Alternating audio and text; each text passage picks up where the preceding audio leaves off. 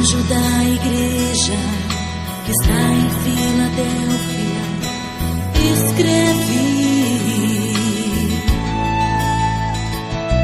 isto diz o que é santo. Meus irmãos, a paz do Senhor. Amém. De alegria nós estarmos aqui essa noite, mais uma vez, para adorarmos a Jesus, glorificarmos ao seu santo nome. Sinto alegre por esta oportunidade que o Senhor tem nos concedido. Pastor Rafael, muito obrigado. Sempre uma honra estar aqui. Se eu pudesse ficar te ouvindo, mas eu queria estar te ouvindo. Faz uma dobradinha, se eu pegava 20, eu pegava 20, né? Mas amém por isso. Abra sua Bíblia comigo, por favor. Lamentações de Jeremias, capítulo 3. Aleluia. Lamentações de Jeremias, capítulo 3. Verso é o verso de número 19 ao verso de número 22. Deus seja louvado. Aleluia.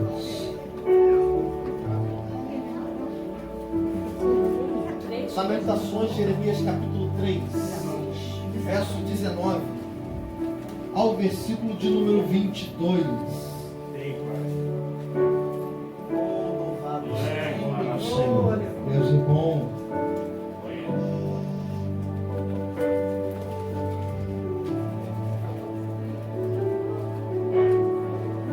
Quantos encontraram? Diga amém. Amém. Você que me encontrou e deseja ler, diga: espera eu.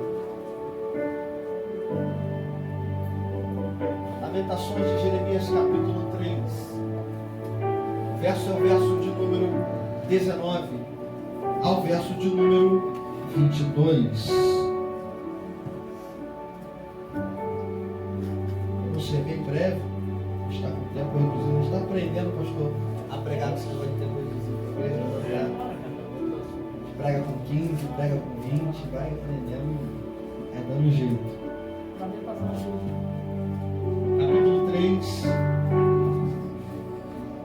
logo após o livro de Jeremias, falado com o livro de Jeremias, o capítulo de número 3, verso ao verso de número 19 e ao verso de número 22. Deus seja engrandecido. O texto diz: lembra-te da minha aflição, do meu pranto, do absinto e do fel. Minha alma certamente se lembra e se abate dentro de mim. Disso me recordarei no meu coração, por isso tenho esperança. As misericórdias do Senhor são as causas de não sermos consumidos, porque as suas misericórdias não têm fim. Você pode se assentar. Glorificando Jesus.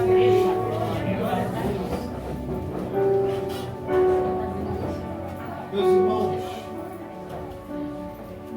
só para a gente se situar no texto, a gente entender um pouquinho do que é essa mensagem de Jeremias.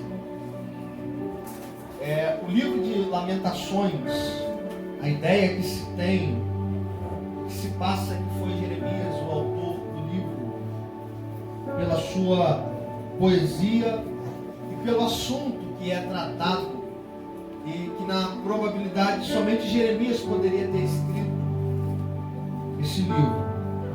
Quando a gente olha para o livro de Lamentações, a gente encontra um livro não de reclamações, é um livro de lamúrias, é um livro de choro, é um livro que expressa dor. Essa dor vem porque Judá se afastou de Deus, se desviou de Deus, e por causa disso Deus permite Nabucodonosor invadir a cidade, invadir a nação, devastar toda a nação. E é nesse inteirinho, nesse momento de dor, de sofrimento de Jeremias, ele escreve o livro das Lamentações. É um livro que ele expressa a dor que ele sentiu. E por que Jeremias ele expressa tanta dor? Porque Jeremias amava a nação de Judá. Jeremias foi chamado desde pequeno a ser profeta. Provavelmente dá uma estimativa de idade, ele era uma criança, quem sabe 8 anos, quem sabe 10 anos, ele foi chamado para ser profeta de uma nação. E é nesse período, desse tempo todo, ele está profetizando para uma nação rebelde, uma nação desviada. Quem sabe a mensagem de Jeremias perdurou durante 40 anos, ou até 50, porque Jeremias viveu pelo menos até os seus 85.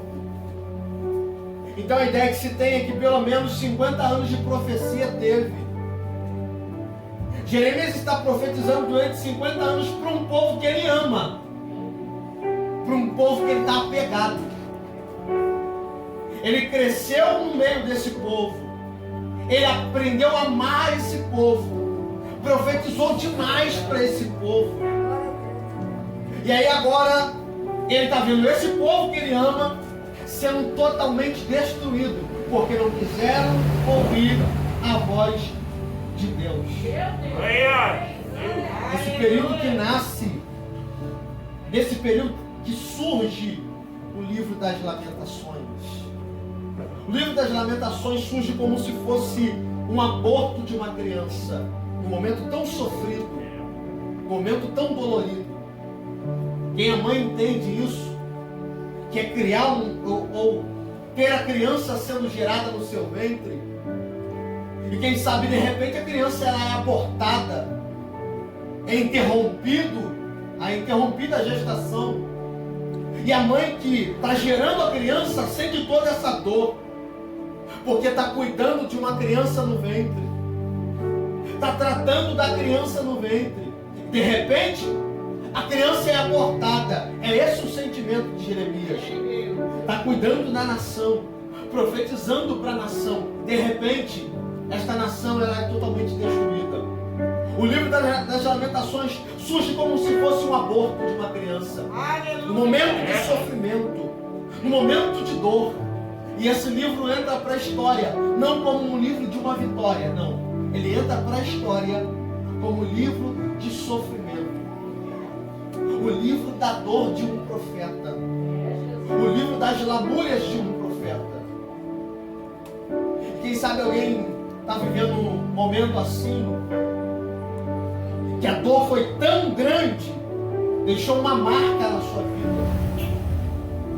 Quem sabe alguém está vivendo um momento desses, ou vivenciou um momento desses, que a dor foi tão marcante, foi tão difícil passar por isso, que deixou uma marca na sua vida. Você poderia escrever um livro das suas lamentações, das suas lamúrias, das suas dores. Aí quem sabe alguém está vivendo esse momento de dor, sofrimento, tristeza, angústia e mágoa. E está igual o José, que depois de ter passado todos esses momentos difíceis, agora está sendo exaltado por Deus. No capítulo 41 de Gênesis. E aí ele tem um primeiro filho. Ele põe o nome da criança de Manassés. Aí ele diz: Deus me fez esquecer do meu passado.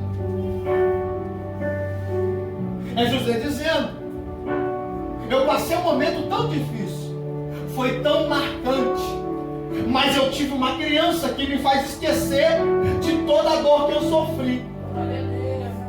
Só que eu acho interessante no texto é que ele não tem só um filho, mas ele tem 2 filhos. No primeiro ele está dizendo: Deus me fez esquecer. Só que quando ele tem um segundo filho, que é Efraim, ele põe o nome da criança de Efraim e diz: Deus me fez crescer na terra da minha aflição. É José dizendo: no primeiro eu queria esquecer, mas no segundo não. Eu aprendi a lidar com a situação difícil que eu passei e venci, onde eu estava perdendo.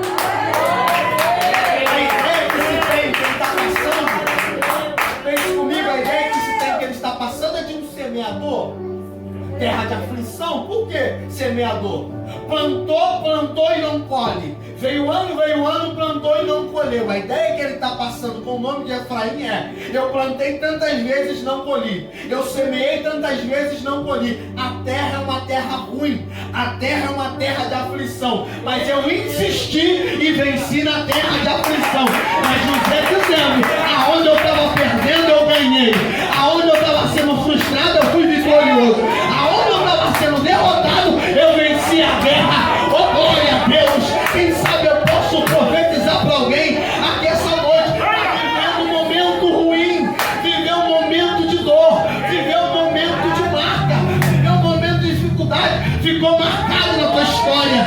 Você até teve um Manassés e disse: Deus, eu só queria esquecer, Deus, eu só queria apagar esse momento. Mas a palavra que eu trouxe para você é que Deus não vai te dar amnésia, não, Deus vai te ajudar a você ser tratado, a você passar por esse momento, a você estar no momento e na terra que você sofreu e você ser vitorioso. Não vai sair daquela terra de aflição, não.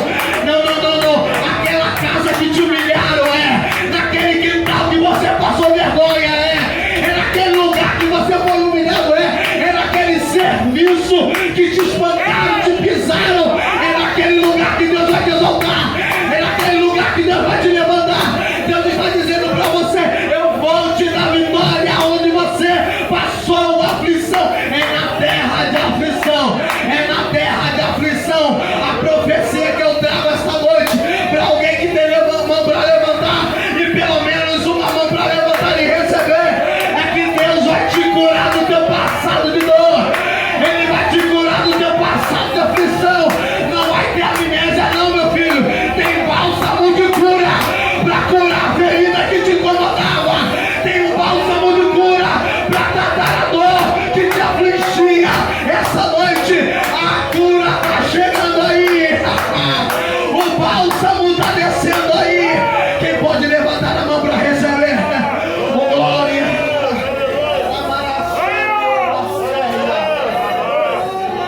Oh, glória!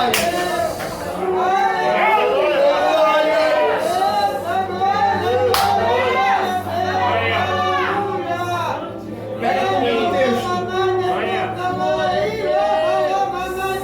Lamentações é a exposição da tristeza que ele vivenciou. Vou falar rápido para a gente encerrar. Ele passa Lamentações. E Lamentações é escrito de forma poética. São 5 poemas que ele está tratando, 5 poemas que ele está falando.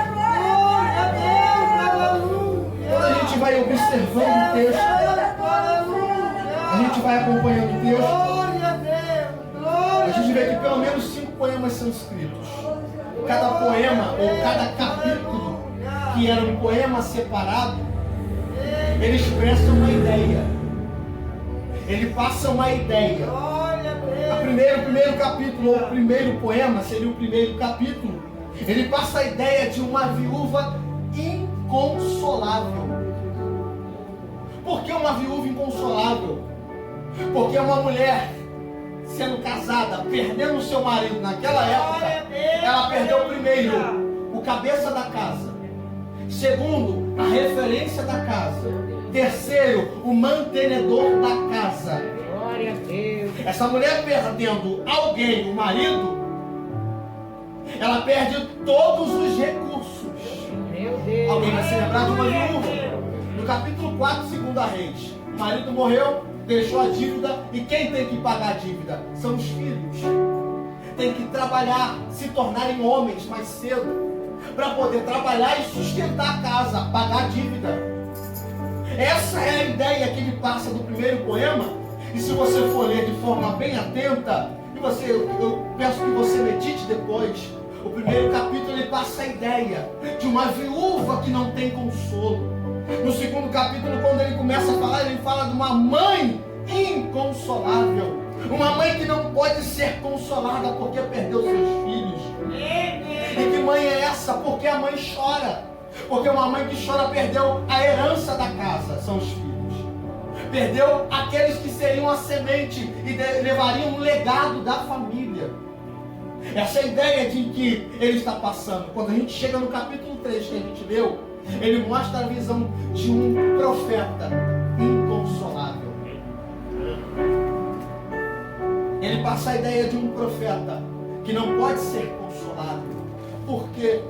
Porque profetizou tanto para um povo que não quis lhe ouvir. Profetizou tanto para uma nação que não quis dar ouvidos à voz de Deus. Aí a gente chega no verso que a gente leu, só para a gente encerrar no horário. O verso 19, ele fala: lembra-te da minha aflição e do meu pranto, e do absinto e do fel. É tanto desgosto, é tanta tristeza que ele está vivenciando. Se você for perceber, ele coloca 4 palavras de desgosto. São 4 palavras de desgraça. Ele põe a primeira palavra, aflição. O que é aflição? Aflição é desespero. Aflição é um desespero junto com uma ansiedade. Ele coloca: eu estou aflito e desesperado. Primeira coisa que ele está vivenciando. A segunda é o pranto, choro descontrolado, choro que ninguém controla. A terceira é a palavra absinto, era uma planta, e essa planta eles usavam para fazer uma bebida forte, uma bebida amarga, uma bebida ruim. O fel era algo amargo, era outra bebida amarga. Ele coloca tanta coisa, ele expressa a dor intensa que ele está vivenciando. E ele diz, no verso 20, a minha alma se lembra e certamente se abate dentro de mim. Ele está dizendo que todas as vezes que ele se lembra do pranto, da aflição, do absinto do fel, a alma dele se abate, a alma dele se entristece. Sabe por quê? Porque às vezes a gente lembra tanto das coisas passadas, aí a gente tenta achar Deus no meio dessas coisas passadas de dor, e essas coisas ruins que aconteceram ofuscam a bondade que Deus tem. Você pode perceber que tem pessoas que passam momentos tão ruins, momentos tão difíceis, momentos tão complicados, que parece que ele não consegue enxergar Deus em mais nada. Por quê? Porque isso ofusca a bondade de Deus. Ele está dizendo, toda vez que eu me lembro disso, toda vez que eu me lembro da desgraça, da derrota, da tristeza, da angústia, da dor, do sofrimento, da amargura, a minha alma se abate. Mas uma pergunta retórica, profética, no Salmo 42, paira sobre nós essa noite. O salmista escreve o Salmo 42, parece que ele coloca um espelho na frente dele, olha para si mesmo e ele pergunta para si mesmo: por que se abate, ó minha alma? Glória a Deus! Ele olha para si mesmo e pergunta: por que você está incomodada, minha alma? E o salmo não termina aí. O salmo no verso 5 termina de uma forma profética. Aí ele diz: espera em Deus, pois ainda o louvarei. Quem sabe você só precisa se confrontar. Quem sabe você só precisa confrontar as suas ideias. Quem sabe você só precisa confrontar os seus sentimentos. Olhar para dentro de você e dizer: tá chorando por causa de quê, rapaz? Tá desanimado por causa de quê? Tá abatido por causa de quê? Espera nele, ele ainda vai dar vitória. Ele dizendo, é o salmista dizendo, e Deus falando pra gente, é que depois que passar essa prova, você vai louvar a Ele, você vai engrandecer a Ele, você vai glorificar a Ele. A palavra que eu quero liberar essa noite para alguém que está chorando, que está incomodado, está abatido, moribundo, cabisbaixo, espera nele. Vai ter louvor te esperando depois da prova. Espera nele,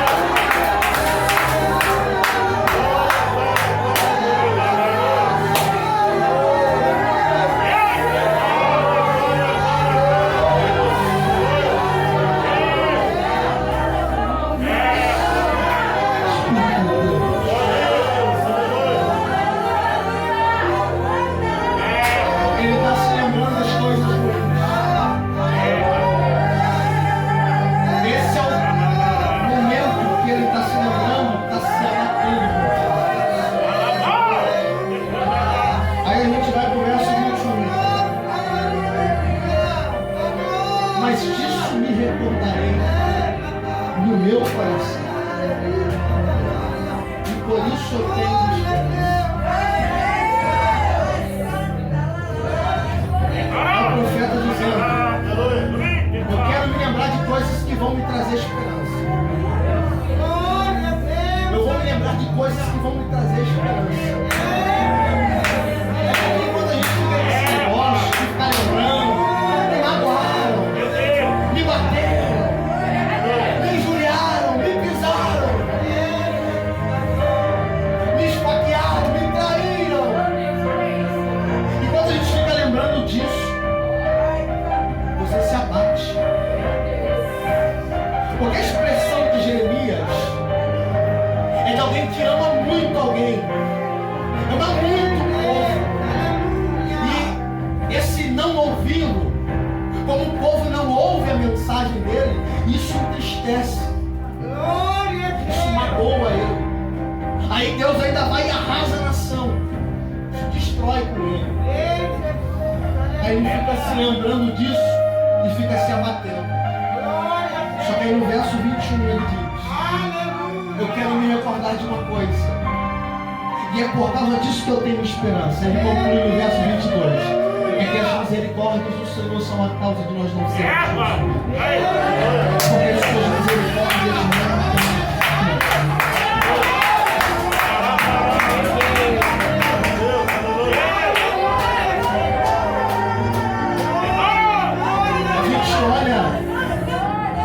Momentos ruins, fala: Deus não dá, Deus eu não aguento, Deus eu vou abandonar, Deus eu vou desistir.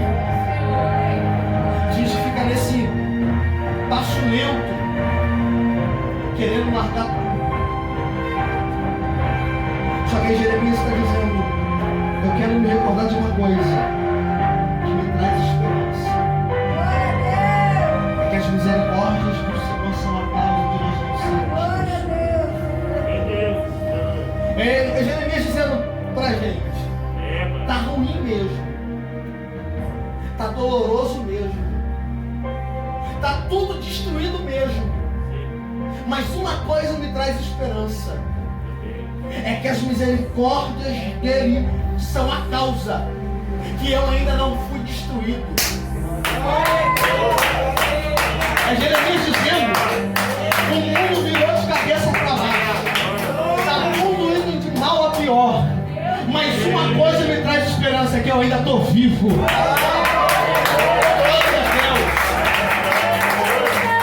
Você não entendeu ainda? Que as coisas estão ruins, sim. O que você passa não é nada, o que você vive não é nada. Mas pregador, você não sabe o que eu vivo. Não sei o que você vive, mas uma coisa eu sei: se você está vivo ainda, você pode levantar a mão para dar glória a Deus. É que a misericórdia dele te alcançou, a misericórdia dele te achou, e você está de pé ainda para contar a história. Jó escreve um negócio muito lindo. Jó escreve e ele diz que ainda que ele me mate, eu ainda vou louvar a ele. Que eu estou vivendo não são nada, as coisas que eu estou passando não são nada, a misericórdia dele me achou e eu tenho motivos para louvar a ele.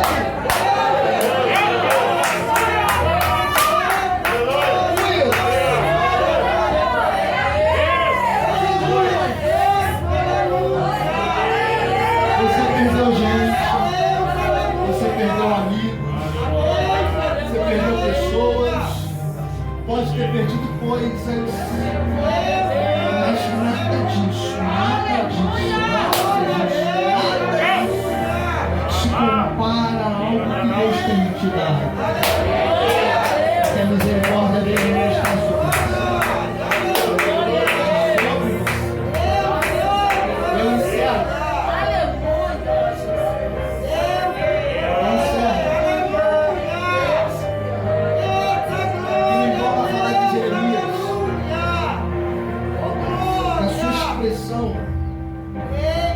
Do seu livro. Aqui é o centro do livro de Jeremias, é o livro das Lamentações. O centro dele é esse texto, do verso 22. Está embasado em tudo isso.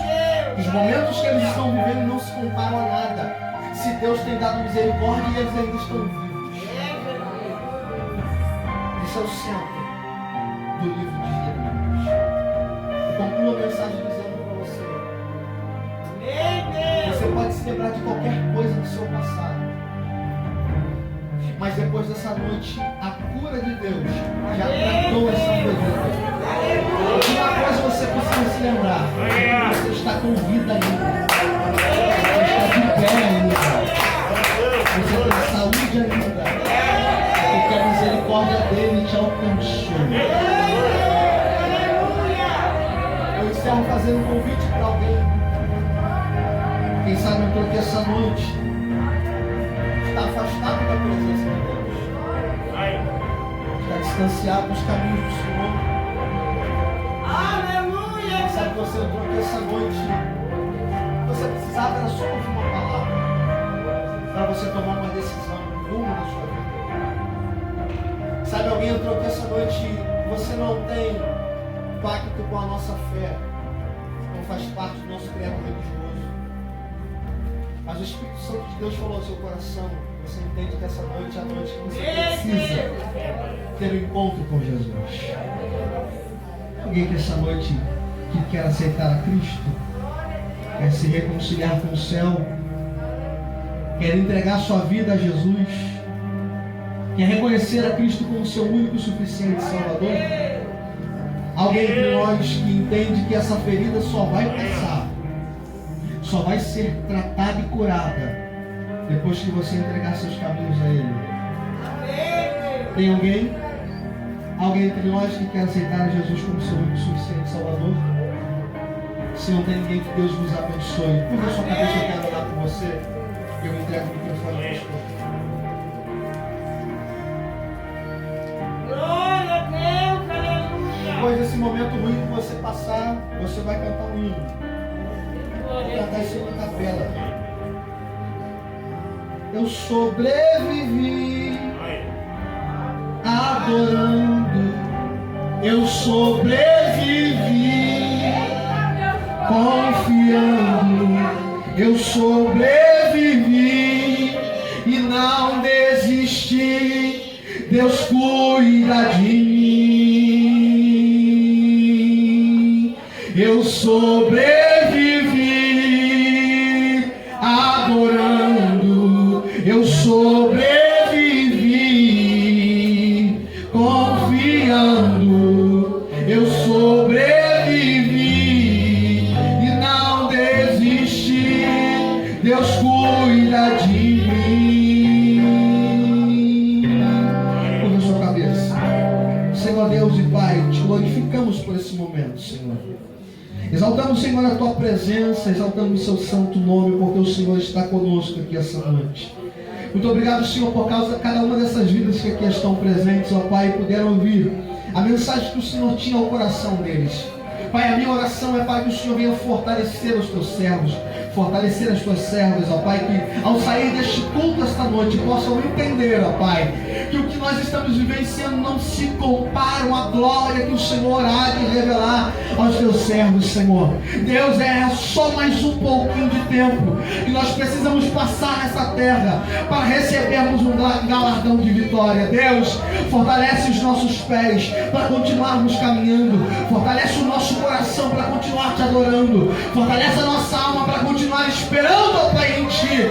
Ó Pai, em nome de Jesus Cristo, eu peço ao Senhor esta noite que a Tua graça seja derramada sobre os Teus servos, assim como a Tua misericórdia nos alcançou no dia de hoje, e com certeza há de nos alcançar no dia de amanhã, e depois de amanhã, e depois de amanhã, porque ela se renova todas as manhãs. Ó Pai, eu Te peço em nome de Jesus Cristo, alcança, Senhor, a nossa alma, alcança as nossas vidas todos os dias. Ó Pai, que possamos passar os nossos dias na Tua presença, Te adorando e Te servindo, e Senhor, Te adorando na beleza da Tua santidade. Deus, em nome de Jesus Cristo, eu Te peço que os Teus filhos possam sair daqui, Senhor, cientes, Senhor, tendo certeza que o Senhor já tem curado a eles de toda dor, que, Pai, ao tratar do assunto, ao tocar no assunto, já não sintam mais amor que feriu a eles, mas que eles possam curados dessa dor. Em nome de Jesus Cristo, ó Pai.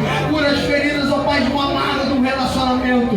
Cura as feridas, ó Pai, da mágoa de um parente que feriu. Cura as feridas, ó Pai, de um amigo de trabalho que magoou. Cura as feridas, ó Pai, de alguém, ó Pai, que destratou dessa pessoa. E essa pessoa anda triste, Senhor. Cura as feridas, ó Pai, de uma palavra que foi dita de forma triste, Pai, de forma contrária. Ó Pai, cura as feridas, Senhor, daquele passado, Pai, de desgraça, do passado de pecado, que essa pessoa, ao se lembrar, se entristece, se magoa, se frustra. Ó Pai, em nome de Jesus Cristo, eu te peço, nem mesmo o pecado pode frustrar os sonhos de alguém, nem mesmo o pecado pode frustrar os propósitos do Senhor na vida de alguém. Ó Pai, eu lhe peço em nome de Jesus Cristo, purifica, Senhor, perdoa, Senhor, trata, Senhor, cura, Senhor, esta noite, em nome de Jesus Cristo eu te peço, para a glória do teu santo nome, é que nós pedimos em nome de Jesus.